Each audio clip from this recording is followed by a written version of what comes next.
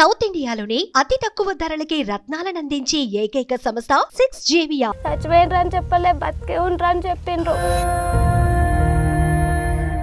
ఆయన కాలు మొక్కిన నిర్మల ఆయన ముఖం చూపియాలి. ఆఖరిసారి ఆయన చూపిందంటే ఆడ చూపించలేదు, ఇంటికి వచ్చిన గైట చూపించలే. పొలం ఉందా అట్లా ఏమన్నా ఉందమ్మా? ఏం లే, భూమిలే ఏం లే, మరి ఇల్లు ఒకటే అంతే. ఏం ఇప్పుడు మీకు ఎవరు లేరా ఇక అసలు? లేదు. అది మంచిగా వస్తామని చెప్పిండ్రు కదా అనుకున్నాం, కానీ చేయడమండి నేను కళాల గిట్ట అనుకోండి.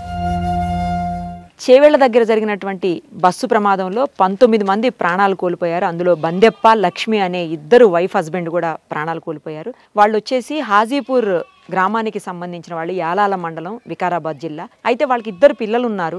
ఆ 2 పిల్లలు ఇప్పుడు అనాథలుగా మిగిలిపోయినటువంటి పరిస్థితి. కనీసం వాళ్లకు అటువైపు ఇటువైపు కూడా ఎవ్వరు లేరు. ఒక అమ్మమ్మ తాత మాత్రమే ఉన్నారు, వాళ్లకు ఇంకెవరూ లేరు. అసలు చెప్పాలంటే ఆ ప్రమాదంలో చాలా ఎక్కువ నష్టం జరిగింది ఈ కుటుంబానికి అని చెప్పాలి. ఎందుకంటే తల్లిదండ్రి లేకుండా అసలు ఇప్పుడు నానేవాళ్ళు లేనటువంటి పరిస్థితిలో ఆ పిల్లలిద్దరు ఉన్నారు. ఒక అమ్మాయికి 18 ఏళ్ళు, ఇంకో అమ్మాయికి 8-9 ఏళ్ళు ఉంటాయి. చిన్నపిల్లలు ఇద్దరు కూడాను. ఒకసారి వాళ్ళతో మాట్లాడదాం. ఇప్పుడు మనతోటే ఉన్నారు ఆ పిల్లలిద్దరు కూడా. పెద్ద అమ్మాయి పేరు శివలీల, రెండో అమ్మాయి పేరు భవానీ. అయితే ఆ పిల్ల ఒక మాట అన్నది, పెద్దమ్మాయి, నేను కూలి పనికి పోయి అయినా సరే నా చెల్లెల్ని సాక్కుంటాను, నేను అమ్మమ్మ ఉంది, అమ్మమ్మని దగ్గర తెచ్చి పెట్టుకుంటానని.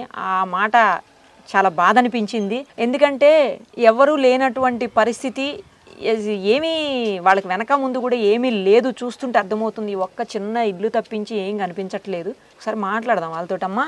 ఏమైంది ఆ రోజు? అమ్మ నాన్న ఎక్కడికి వెళ్ళారు, ఎందుకు వెళ్ళారు?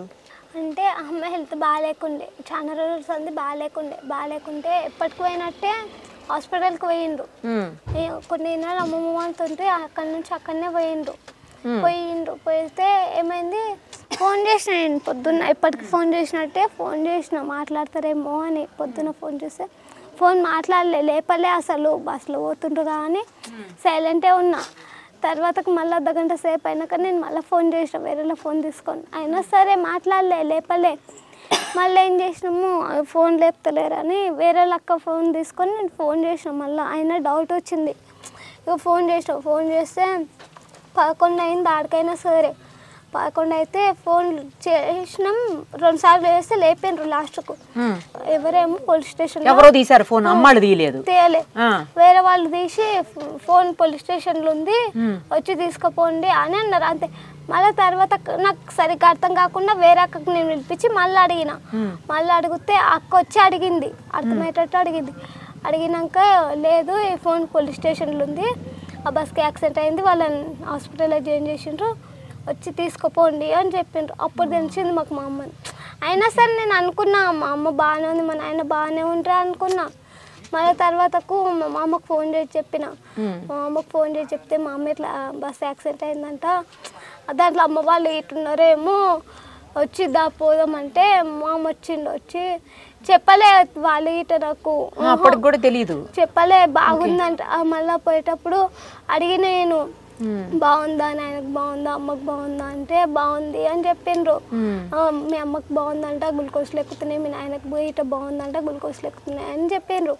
సరే బాగుండ్రు కదా అని పోయినాం. మేము ఆడికి పోయినాక హాస్పిటల్ కాడికి పోయినాం, ముట్టినాక లోపలికి తీసుకోవడానికే ట్రై చేసిండ్రు. అయినా సరే మా మామ నన్ను లోపలికి తీసుకోకుంటే నన్ను తీసుకుపోయి చక్క మీడియం ముంగల కూర్చోబెట్టినాక, అంటే మా ఊరోళ్ళ అతను ఉండే, అతను తీసుకుపోయి ఆడ కూర్చోబెట్టి వాళ్ళు అడిగిండ్రు, ఏమైంది వాళ్ళ అమ్మ నాయనకి ఎందుకు వచ్చిండ్రు అని అడిగితే హెల్త్ బాగాలేకుండా అట్లనే వచ్చిండ్రు, చూపించుకోవడానికి ఎప్పటికీ వచ్చిండ్రు అని చెప్పినాక వాళ్ళు అప్పుడు చెప్పిండ్రు, ఇద్దరు లేరా అంటే ఇద్దరు లేరు అని చెప్పిండ్రు. అయినా సరే అప్పటికైనా సరే నాకు చెప్పలే, చచ్చిపోయినరు అని చెప్పలే, బతికే ఉండరు అని చెప్పిండ్రు.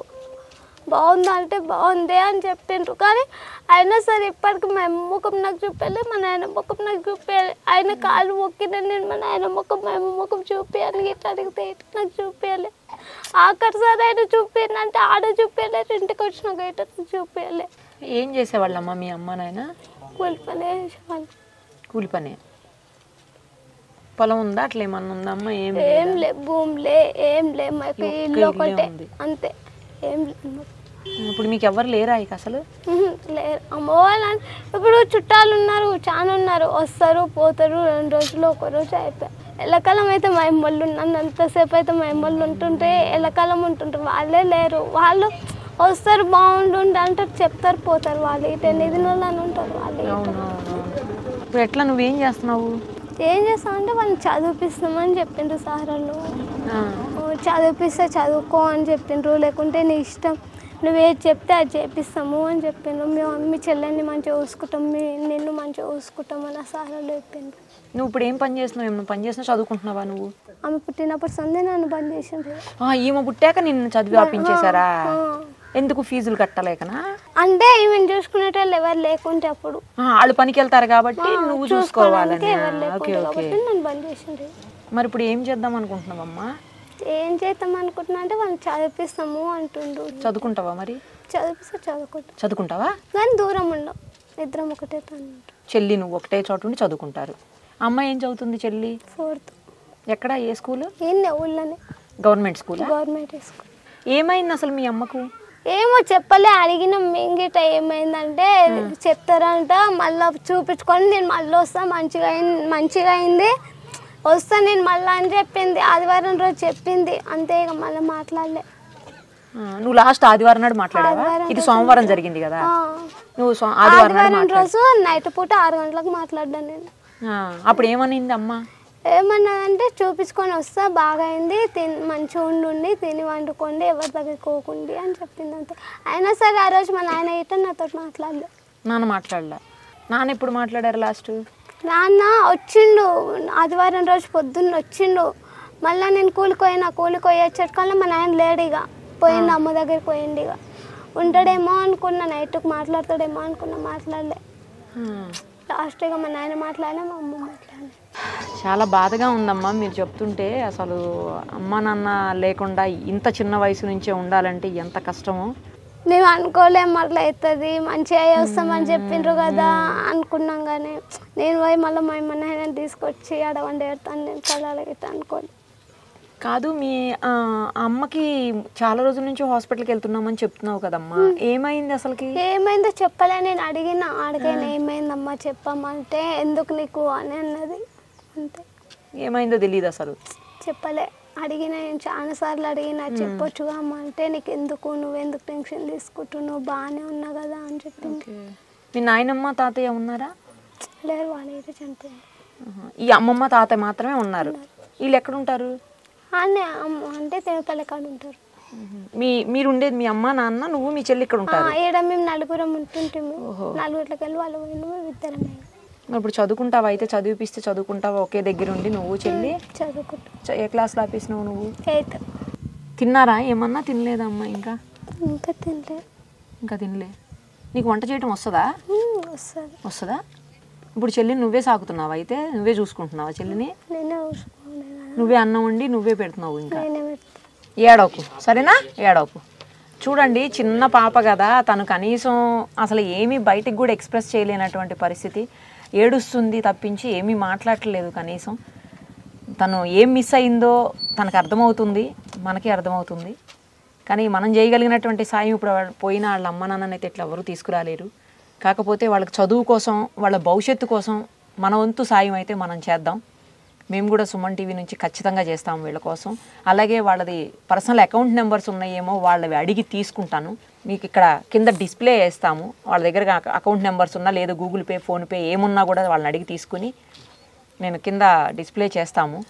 మీకు వీలైనంత సాయం చేయండి. మీరు చేసే 5 రూపాయలైనా, 10 రూపాయలైనా, 100 రూపాయలైనా, 5,000 అది ఎంత చేయగలిగితే అంత వాళ్ళకి చాలా పెద్ద హెల్ప్ అవుతుంది. చదువు కోసం, వాళ్ళ భవిష్యత్తు కోసము మనందరం కలిసి సాయం చేద్దాం వాళ్ళకి. ఎందుకంటే ఎక్కువ నష్టం, నేను ముందే చెప్పాను, చాలా ఎక్కువ నష్టం జరిగింది వాళ్ళకి. తల్లిదండ్రులను కోల్పోయినటువంటి పరిస్థితి.